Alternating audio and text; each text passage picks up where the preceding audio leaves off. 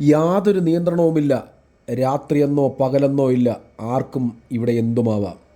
Load കയറ്റുന്നതിന് നിയന്ത്രണമില്ല. സ്പീഡാണെങ്കിൽ ഡ്രൈവറുടെ ഇഷ്ടം പോലെ. സ്പീഡ് ഗവർണർ എന്നത് ടെസ്റ്റ് സമയത്ത് മാത്രം മതി. ബാക്കിയൊക്കെ പരിശോധനാ സമയത്ത് പണം നൽകിയാൽ തീരും. ടോറസുകളുടെ വിളയാട്ടം മൂലം പട്ടണമെന്നോ ഗ്രാമമെന്നോ വ്യത്യാസമില്ലാതെ പൊറുതിമുട്ടുകയാണ് ജനം. ഇനി ഇത് പറഞ്ഞാൽ ഉടൻ പറയും അവർക്കും ജീവിക്കണ്ടേ എന്ന്. ടോറസ് കണ്ടുപിടിക്കും മുമ്പും ഇവരെല്ലാം ജീവിച്ചില്ലേ എന്ന മറുചോദ്യത്തിന് മുന്നിൽ ഇവർക്ക് മിണ്ടാട്ടമില്ല. കുറേ പേർക്ക് ജീവിക്കാൻ നാടും റോഡും ജനങ്ങളെയും ഇല്ലാതാക്കിയിട്ട് വേണോ? റോഡിലെ നിയമലംഘനങ്ങളിൽ സ്വകാര്യ ബസ്സുകളോളം മുൻപന്തിയിലാണ് ടോറസുകൾ.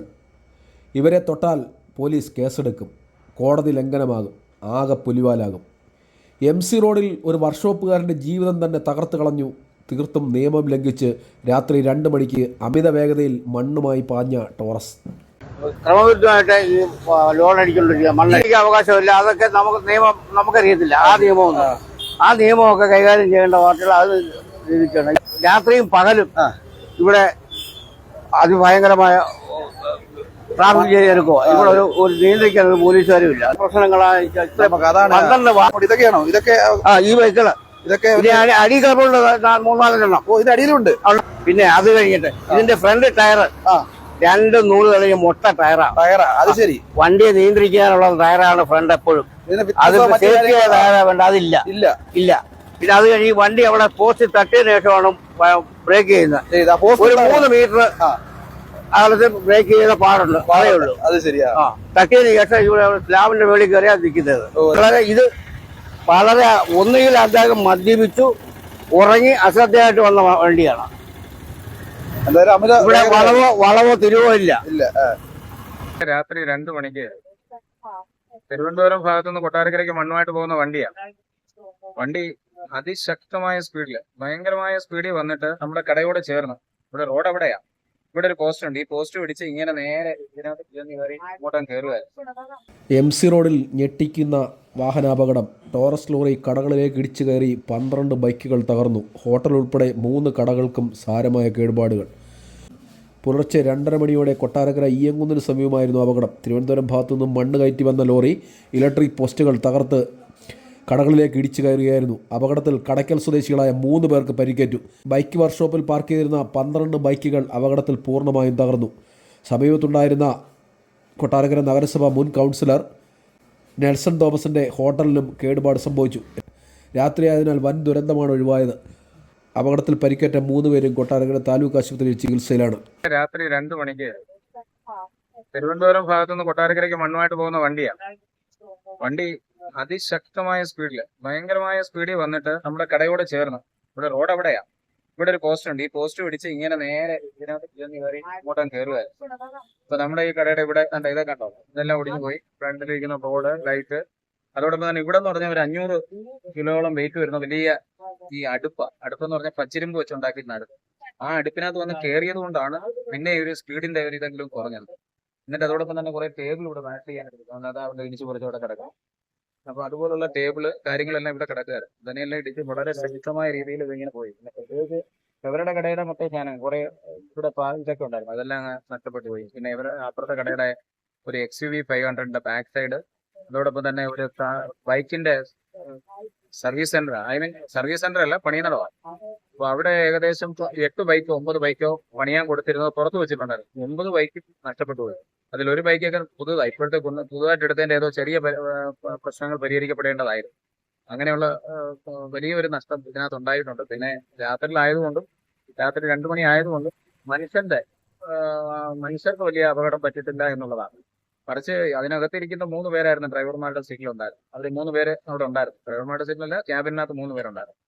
ഇത് മണ്ണിന്റെ വെയിറ്റ് ഇതോടൊക്കെ ആയപ്പോഴത്തേക്ക് ബ്രേക്ക് പിടിച്ചാൽ കിട്ടി കാണത്തില്ലായിരിക്കും എന്ന് വിശ്വസിക്കുന്നു. അമ്മമാര് പറയുന്നു ഉറങ്ങിപ്പോയെന്ന് പറഞ്ഞിട്ടുണ്ട് ആ പയ്യൻ. പക്ഷെ ആ പയ്യന് അവിടെ കുടുങ്ങിപ്പോയിരിക്കുകയായിരുന്നു. പിന്നെ വന്ന് പോലീസുകാരും എല്ലാം കൂടെ വന്ന് കാണാൻ 3 പേരെയും ഗവൺമെന്റ് ആശുപത്രിയിലാക്കി.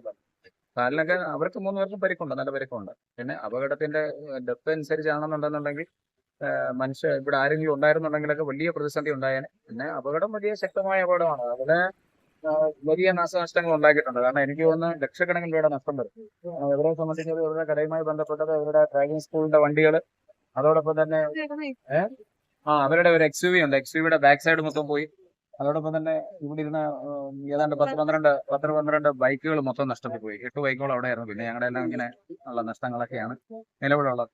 പിന്നെ ഇതിനകത്തൊക്കെ പറയേണ്ടതെന്ന് പറഞ്ഞാൽ ഈ മണ്ണൊക്കെ രാത്രി കൊണ്ടുപോകാൻ, മണ്ണ് അടിക്കുന്നതുമായി ബന്ധപ്പെട്ട്, മണ്ണെടുക്കുന്നതുമായി ബന്ധപ്പെട്ട് ഇപ്പം സമാനതകളില്ലാത്ത വിഷയങ്ങളാണ് നടന്നുകൊണ്ടിരിക്കുന്നത്. കാരണം എവിടെ വേണമെങ്കിലും യഥേഷ്ടം മണ്ണെടുക്കാം. നാടിന്റെ ഡെവലപ്മെന്റ് ആണ്, അത് നമ്മൾ അംഗീകരിക്കുന്നു. പക്ഷേ ഏത് സമയത്ത് മണ്ണെടുക്കണം, എപ്പോഴാണ് ഇതിന് ഉതകുന്ന സമയം, എന്തൊക്കെയാണ് അതിന്റെ പ്രിക്കോഷൻസ് എന്നുള്ളതിനകത്ത് ഒരു കൃത്യനിഷ്ഠയും ഇല്ലാത്ത, അല്ലെങ്കിൽ ഒരു മാനസികപരമായി പോലും ഒരു ചിന്താശേഷി ഇല്ലാത്ത രീതിയിലാണ് ഇവിടുത്തെ MV അതിനകത്ത് യഥേഷ്ടം അവർക്ക് സഞ്ചരിക്കാനുള്ള സ്വാതന്ത്ര്യം കൊടുത്തിരിക്കുന്നത്. അല്ലെന്നുണ്ടെങ്കിൽ രാത്രി 2 മണിക്കൊക്കെ മണ്ണുമായിട്ടൊക്കെ പോകുന്നതിനൊക്കെ പെർമിഷൻ കൊടുക്കരുത്. അതൊക്കെ കറക്റ്റ് സമയത്ത് മാത്രമേ, അതിനുവേണ്ടി ഒരു പ്രത്യേക സമയം അനുവദിച്ച് തന്നെ കൊടുക്കാവൂ. കാരണം എന്താണെന്ന് വെച്ചാൽ ഇതുപോലുള്ള ആക്സിഡൻസ് എന്ന് പറഞ്ഞാൽ, ഇതുപോലുള്ള വണ്ടികൾ ഇപ്പം എന്ന് പറഞ്ഞാൽ പഴയ കാലത്തുള്ള ചെറിയ ടിപ്പറുകളല്ല അത്, മറിച്ച് വലിയ വണ്ടികളാണ്, ഇതുപോലുള്ള മാൻ വണ്ടികളാണ്.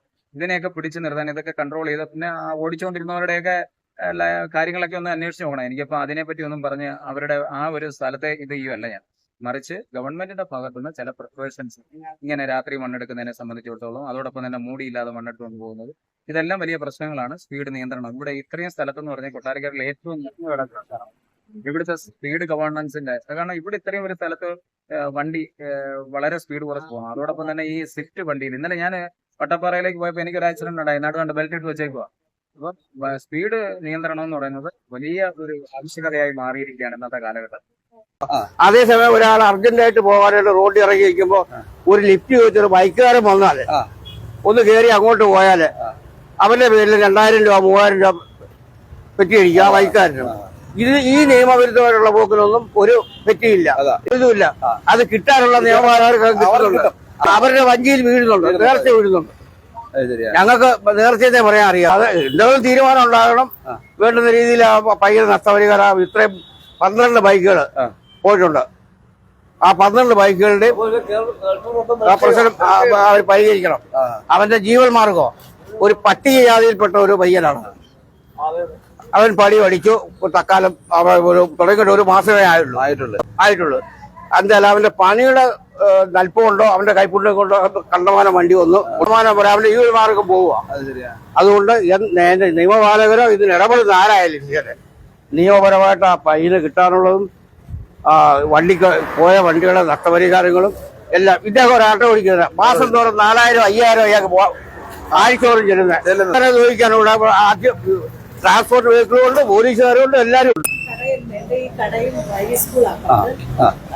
പ്രൈവറ്റ് സ്കൂളിനകത്ത് കിടന്ന വണ്ടിയാ ഇടിച്ച് XUV ഇടിച്ചാണ് ഇതിങ്ങനെ കയറി വന്നത്. ഇവിടുന്ന് ഇങ്ങനെ വന്ന വണ്ടി പിന്നെ ഇവിടെ ഫ്രണ്ടിൽ ഒരു നമ്മൾ അങ്ങോട്ട് ഇറക്കിയിട്ടുണ്ടായിരുന്നു. അതും അതിൽ ഇരുന്ന സാധനങ്ങളും എല്ലാം ഇടിച്ചാണ്, സാധനങ്ങളും എല്ലാം കൂടി ഇടിച്ചാണ് അങ്ങോട്ട് പോയിരിക്കുന്നത്.